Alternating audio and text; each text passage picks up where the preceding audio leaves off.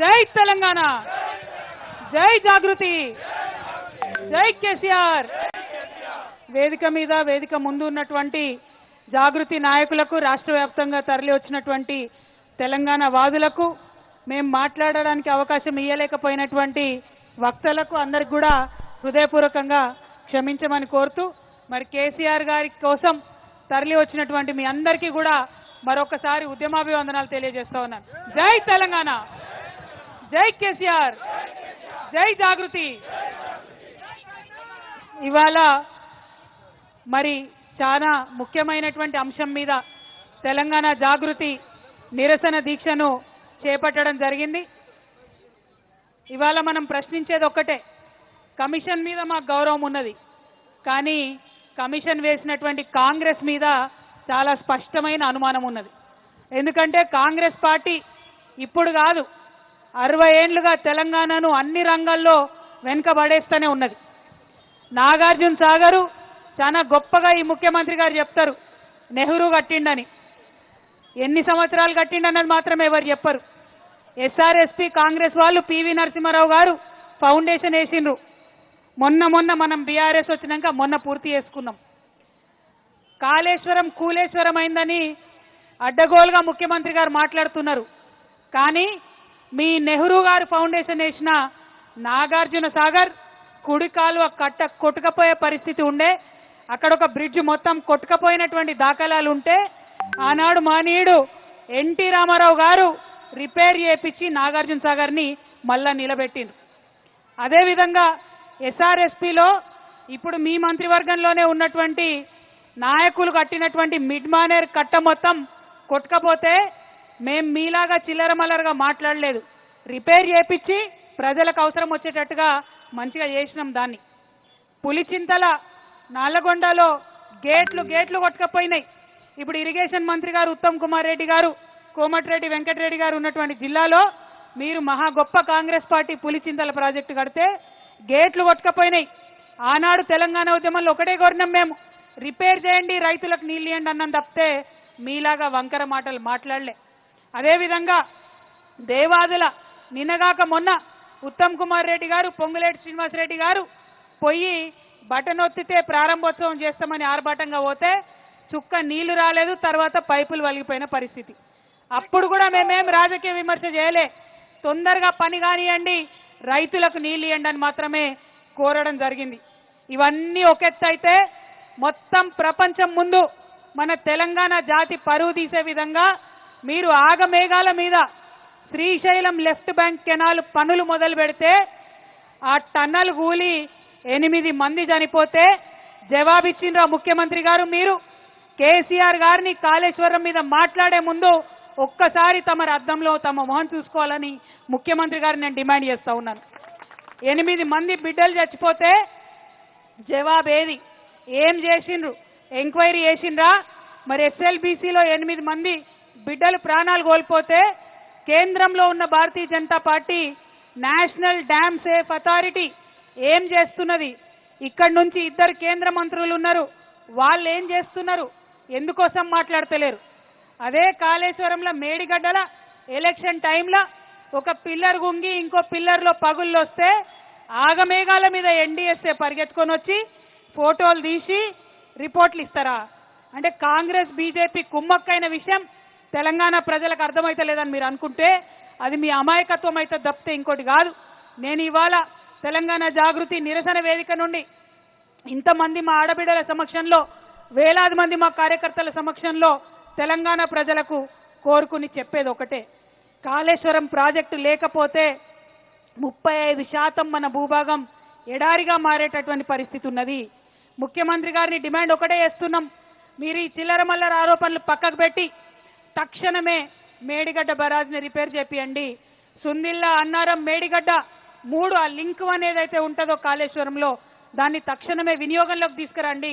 కేసీఆర్ గారు 4 సంవత్సరాలు ఆపకుండా 20 లక్షల ఎకరాలు ఏదైతే నీళ్లు ఇచ్చిండ్రో తక్షణమే నీళ్లనివ్వండి. కాళేశ్వరం కనుక మొత్తం పూర్తయితే కాళేశ్వరం తన విశ్వరూపం ప్రదర్శిస్తే 44 లక్షల ఎకరాలకు తెలంగాణలో నీళ్లు వస్తాయి. ఆ పని చేయండి. ప్రజలు మీకు అవకాశం ఇచ్చిండ్రు. కాళేశ్వరంలో 99% పనులు అయిపోయినాయి. ఏనుగెళ్ళింది తోక ఎక్కింది అన్నట్టు కొన్ని చిన్న చిన్న పనులు మిగిలినాయి. అవి పూర్తి చేసి తెలంగాణ రైతాంగాన్ని ఆదుకోమని నేను ముఖ్యమంత్రి గారిని డిమాండ్ చేస్తా ఉన్నా.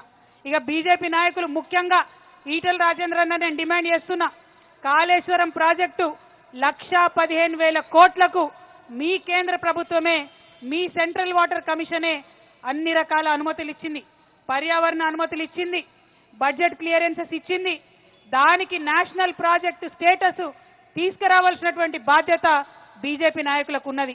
తెలంగాణ ప్రజలు 8 మంది బీజేపీ ఎమ్మెల్యేలను గెలిపించారు, 8 మంది బీజేపీ ఎంపీలను గెలిపించారు, అందులో 2 కేంద్ర మంత్రులు ఉన్నారు. మరి మీరు మీ బాధ్యతగా తెలంగాణ ప్రజల కోసం కాళేశ్వరం ప్రాజెక్టుకి నేషనల్ ప్రాజెక్ట్ హోదా దేవాలని డిమాండ్ చేస్తున్నా. ఎందుకు మాట్లాడుతున్నా అంటే, మనం తెలంగాణ నుంచి అడిగితే మేము ఎవరికి నేషనల్ ప్రాజెక్ట్ హోదా ఇయ్యమని చెప్పిండ్రు. కానీ ఎన్నికలు రాగానే కర్ణాటకలో మాత్రం అప్పర్ భద్రకు నేషనల్ ప్రాజెక్ట్ హోదా ఇచ్చిండ్రు. ఎన్నికలు రాగానే ఉత్తరప్రదేశ్లో కేన్ బేత్వా అనే ప్రాజెక్ట్కి హోదా ఇచ్చిండ్రు. నిజంగానే బీజేపీ నాయకులకు తెలంగాణ పౌరుషం ఉంటే, మీకు చీము నెత్తురు ఉంటే నేషనల్ ప్రాజెక్ట్ హోదా కాళేశ్వరంకు తీసుకొచ్చి తెలంగాణను బతికించాలని చెప్పి నేను డిమాండ్ చేస్తా ఉన్నా. ఇవాళ చంద్రబాబు నాయుడు గారు మన గోదావరిని దోపిడీ చేసుకొని దొంగదారిన తరలించకపోవడానికి ప్రయత్నం చేస్తుంటే బీజేపీ నాయకులు మాట్లాడకపోతే తెలంగాణ ప్రజలు మిమ్మల్ని ఎన్నటికి కూడా క్షమించరు. ఈ విషయాన్ని కూడా మీరు గమనంలోకి పెట్టుకోవాలి. తక్షణమే కిషన్ రెడ్డి గారు బనకచెర్ల ప్రాజెక్టుని ఆపించాలని కూడా ఈ సందర్భంగా నేను డిమాండ్ చేస్తున్నా. ఈ మాటలు మళ్ళా ఎందుకు చెప్తున్నామంటే, తెలంగాణ ఉద్యమం పుట్టిందే నీటి కోసం. నీళ్లలో నిప్పు పుట్టించి తెలంగాణ రాష్ట్రాన్ని తీసుకొచ్చిన నాయకుడు కేసీఆర్ గారు. అటువంటి నాయకుడి నీడను కూడా ముట్టుకునే అర్హత రేవంత్ రెడ్డి గారికి లేదు. కానీ ఏదో ఒకటి చేయాలి, కేసీఆర్ని బద్నాం చేయాలి, 1,00,000 కోట్లు తిన్నారని ఆగమాగం చేయాలని ప్రయత్నం చేసిరు. మొత్తం ప్రాజెక్టు ఖర్చే కేసీఆర్ గారు ఉన్నప్పుడు పెట్టింది 82,000 కోట్లు. దానిలో 1,00,000 కోట్ల అవినీతి జరిగితే మరి 20 లక్షల ఎకరాలకు నీళ్ళు ఏడికేలు వచ్చినాయి, ఇన్ని బ్యారేజ్లు ఏడికేలు వచ్చినాయి, ఇన్ని రిజర్వాయర్లు ఏడికేలు వచ్చినాయి, ఇన్ని సబ్స్టేషన్లు ఏడికేలు వచ్చినాయి. మరి ఆ విషయాన్ని ఇప్పుడిప్పుడు తెలంగాణ ప్రజలు సోయి తెచ్చుకొని ప్రశ్నిస్తూ ఉన్నారు. ఎన్నికలలో మీరు ఆగం చేసిండ్రు, దొంగదారిన గెలిచిండ్రు, ఇవాళ అధికారంలో ఉన్నారు.